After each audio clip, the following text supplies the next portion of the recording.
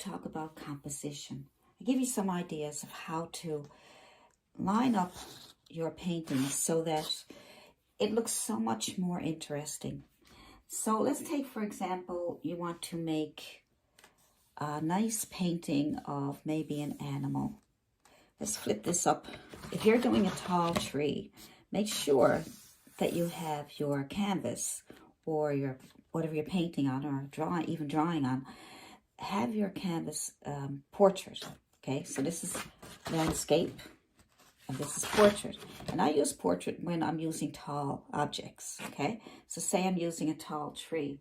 So if I just put a little bit of hills back there, not much of anything there, and say I put a tree here somewhere, and so I'm trying to get a composition. I'm trying to decide where everything goes so it looks good, so it doesn't look strange or things they look out of place. So now I want to put in some subjects and objects or whatever. So maybe I want to put in somebody walking. So I won't put somebody walking in front of this tree because it blocks out the tree. It looks like a tree in the back there. It's just all jumbled together. You don't want that. Okay, so make sure that you have your person away from the tree. All right, have the person away from the tree, and that will make it so much better. All right, so if you erase that, you'll see that looks so much better. See. So you have your person walking over here. You have a nice tree back here. And you could even have a few flowers up around the tree. That's okay. The person is walking. And then you can put whatever else you want in here. But that's one part of the composition. So don't put the person or an animal in front of the tree, because then the tree and the animal is too close together and it won't look as interesting. So you just put your person. Let's make a little happy face. In front of your tree. Another example of having your composition so that it's interesting and looks good is to, if you have, say, branches coming in here and you have flowers and different things coming in through here, and you might want some nice flowers coming in, make sure that all this comes in. It comes in. It's okay to come in, but don't let it run off the page, because it'd be more interesting to see the flowers here. All right, so make sure your flowers stay inside. I'm just trying to get a few little bumps and lumps here, and then you can make sure so they don't get lost going off into nowhere. All right, so make sure to stay inside of your canvas or your painting. That makes it so much better. It makes so much more prettier than just falling out of the canvas. If you're making, I don't know, maybe, I think it'll be nice if it's kind of like the portrait way, because you can group things together. So what you can do is, I'll just cut this in half so you can see what I'm talking about, okay? So up here, we'll call it the wrong way to do your composition. So the wrong way would to be put a tree here. Okay, so we got a tree here, nice big tree, and you got a tree here, and it's exactly the same shape, same size, right? And then you have your path coming straight down like this. See, everything looks just like everything's been cut in half. So if you group everything together, so we do it a nice way, you can make it interesting. So just cut that in half, and then we'll put our trees up here or anywhere you want to put them, and we'll have all different shapes. So you could have a short one here on this side. You could even have, some different trees. Right, have a bunch of little trees here, and you could have some. If you want the trees to come closer to you, then you bring them closer down on the page. and make it nice and tall. And that way you got different, right? Much more interesting. So you can have it, let's say you want that one a little further behind that one. Then you can, that's behind that one now, see? So that'll come up here, and you can have another tree, looks further back. And then you can have as many trees as you want. So you just come back a bit, and you got different trees in different places, but they're grouped together. They're not just, you know, just like I showed you the other one.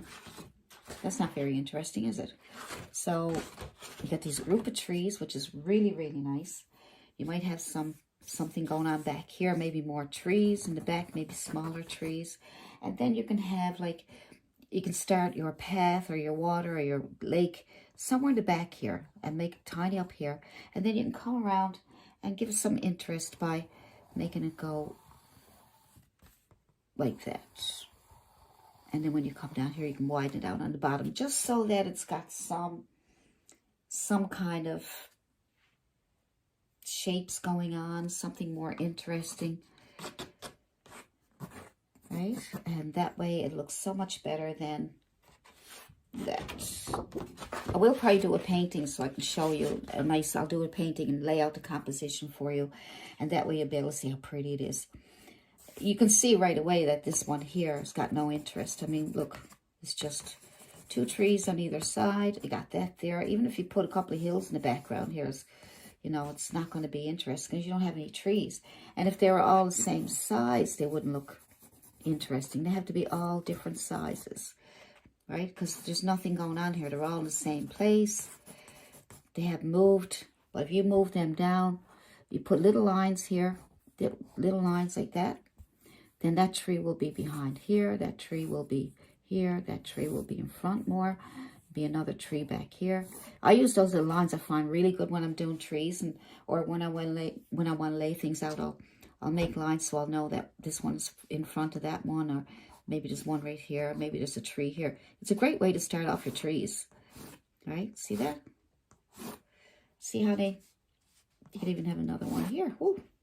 See? You can have a line of them. See? And that makes them nice lined up.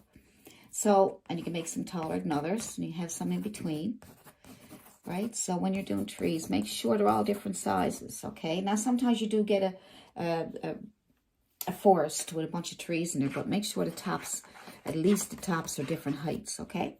So that's a little bit of a trick for your composition. But this one looks so much nicer with the nice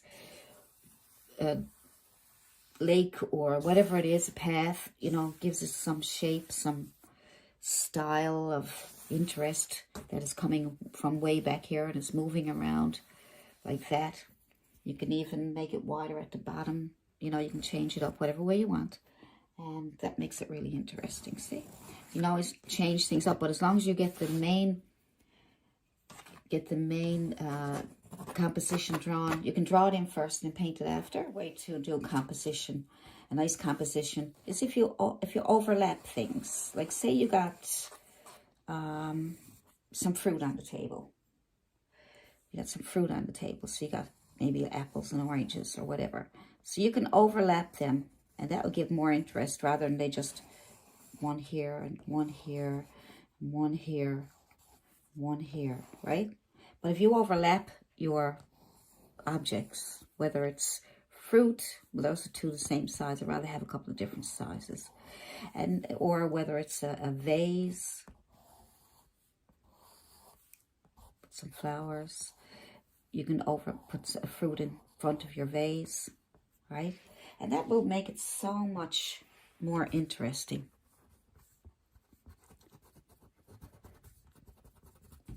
So much more interesting. So many different ways that you can do things. Because you might be doing paintings and going, what is wrong with my painting? It doesn't look right.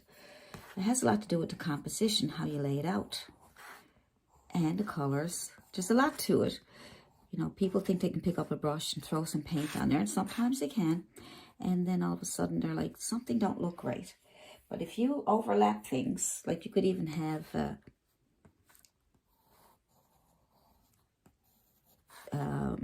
gifts, boxes, right? And you can overlap those. So overlapping is really, really nice. There we go. See? Looks much better than a box here and a box there, a box here. See? They're overlapped, they look so much nicer. See? It does look nicer, doesn't it? So, that's kind of nice. That's a nice little layout. Like I said, you can compare the layout and you can see how uninteresting this one is, but look how nice and interesting this is. They're overlapped, and it makes this, when this is painted or drawn, it looks really composition would be, if you're making a road, it's like your path, right? Well, like our path. Let's go with our path. This one here is too straight, right? But if you took that up there, just watch the difference. If you took that and you widen it down here a little bit, widen it out down here a little bit, okay? And what you can do is, let's say this is a road, or it could be a road, it could be a path. I would say path. And if you take that and you bring it together like this, that looks so much better. And then you can have a nice, then you can have your fence, maybe a fence or something going there, right? So you can have your fence going there then, see? And so that will make it so much better if it touches up here and then it starts to widen out as it comes down, like a big letter V, right?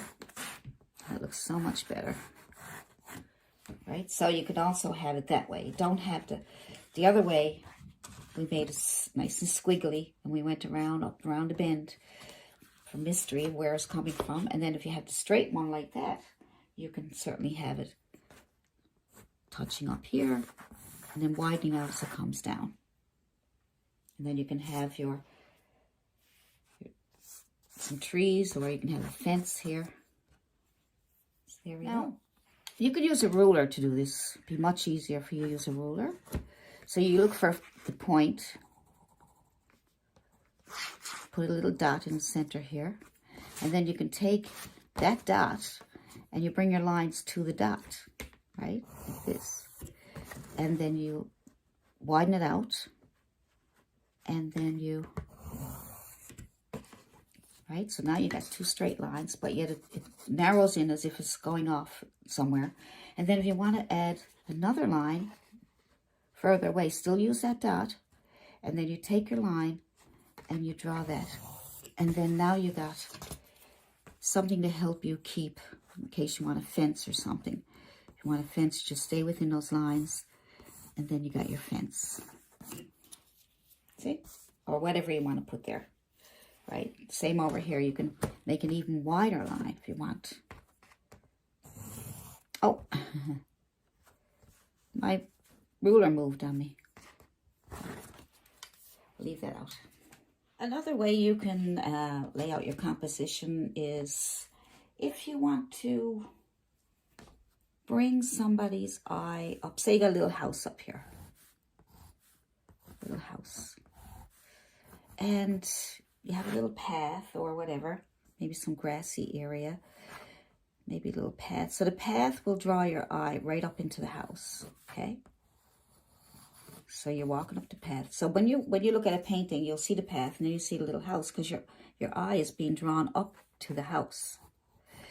And if you're making grass or flowers or whatever, bring those flowers up into the grass, up into the house. So it looks like you're trying to take the eye and bring it up into the house. Okay? So because if you draw them away like this, your eye is going to go this way. But if you want to draw, if this is your focal point, if this little house is your focal point, put your flowers and your grass pointing towards that house. So point things towards the house, whether it's a light or grass or trees, you know. So make sure everything is pointing towards that house. And that will draw your eye right up into your focal point. Another point to point out for your composition is if you have some birds in the sky. So if you have birds in the sky, try to group them in threes instead of